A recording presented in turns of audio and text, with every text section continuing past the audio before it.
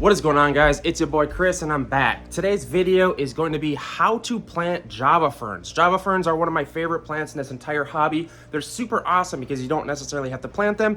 What we're going to be doing is gluing them to rocks and wood. This is how you properly plant a Java fern. So listen up because we're gonna deep dive into this. First things first, I wanna find a Java fern to actually show you guys what they look like and kind of explain how we need to plant this plant. Because Java ferns are kind of a weird plant and it needs some explaining. So I'm not seeing any in here. There's gotta be some in these plants here. Aha, there's some right there. So this is a piece of driftwood, and the reason the Java fern is attached to the driftwood is because these are known as a rhizome plant. And what that means is their roots don't like to be planted into the substrate like normal plants, like this. So their root structure actually prefers to grow on surfaces, and the roots like to grow into like the membranes or like the cells. Here, what is this? This is a Nubius. This is sort of the same type of root structure. You can see this.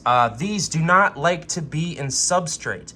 They like to grow on surfaces. Their favorite surface is a piece of driftwood like this. So what we're gonna do is I'm gonna show you the different methods in putting this plant on surfaces. I literally just said the word surfaces like 15 times, so my apologies. So there's 3 different ways to attach a rhizome plant to a surface. A rhizome plant is a Java fern. The most common ones are Java ferns and a Nubius. And as you can see, they're both attached to wood.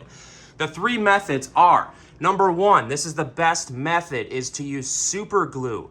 The second best method is to kind of just shove the roots in like a section of the driftwood. Here, let me show you. Let's find a piece of driftwood. I have one up here. So if this is a piece of driftwood, what you might do is look for crevices and shove the roots inside there. And that way it kind of holds it, and then the roots grow into the spores of the wood. And the third method is going to be just literally to tie a string around the surface and pin it down using string. I absolutely hate this method and I think it looks horrible.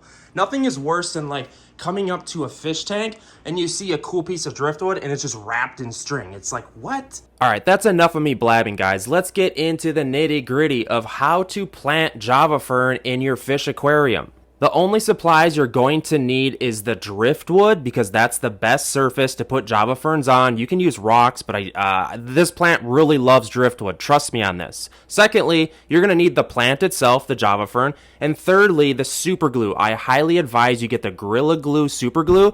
That's gel. It has to be the gel because this works way better. And chances are you're going to become obsessed with this whole process and start gluing a lot more plants to driftwood, like Anubias and other Java ferns. There's lots of rhizome plants that you're going to fall in love with, I promise. Step number 1 is going to be to remove some of the gel superglue from the bottle itself and then place some of that gel superglue in the place where you want to place the plant. I just said the word place 7 times.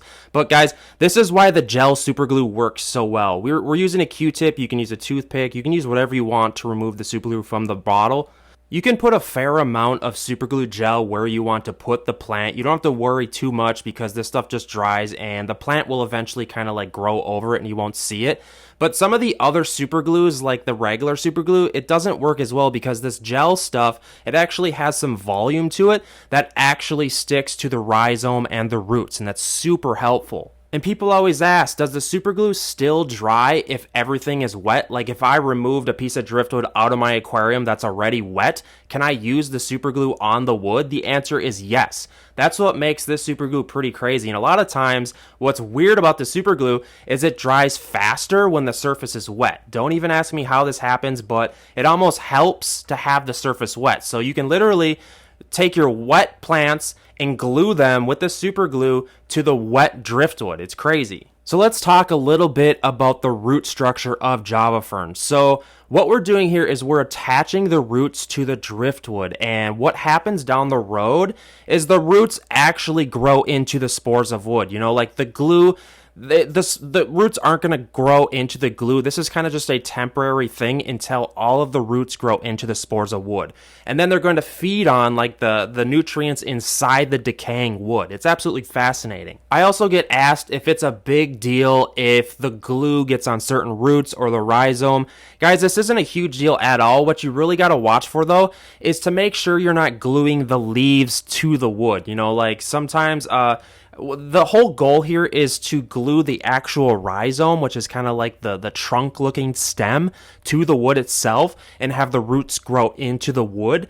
But it doesn't matter if you're just gluing the roots as well. And I will state, I have tested tons of different ways to plant Java Fern in your aquarium. I've planted it on rocks, I've planted it just like sitting, and this is the best route because the roots love to grow into wood. It loves to grow into the spores of wood, and this is the best way to plant Java Fern in your aquarium, guys. One of the biggest obstacles, though, I will say, is a lot of people go out and buy a piece of driftwood, you know, brand new from your store, your local fish store.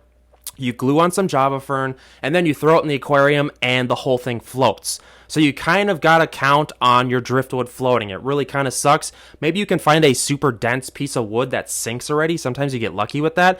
But a lot of times what we have to do is kind of like maybe tie it to a rock or maybe like pin it down somehow. What we're trying to do is just force the driftwood underneath the water for an amount of time until it absorbs water, till it sinks on its own. Sometimes this takes a month, sometimes it takes 3 months. It's really kind of up to the wood and how dense it is because it has to absorb enough water for it to just sink. I think that's about it, guys. Honestly, this is a super easy process on how to plant your Java Fern. I've done a ton of testing and there's videos talking about this and that and deep diving into this. But honestly, I just like to give you guys my advice, just clean, cut, and dry.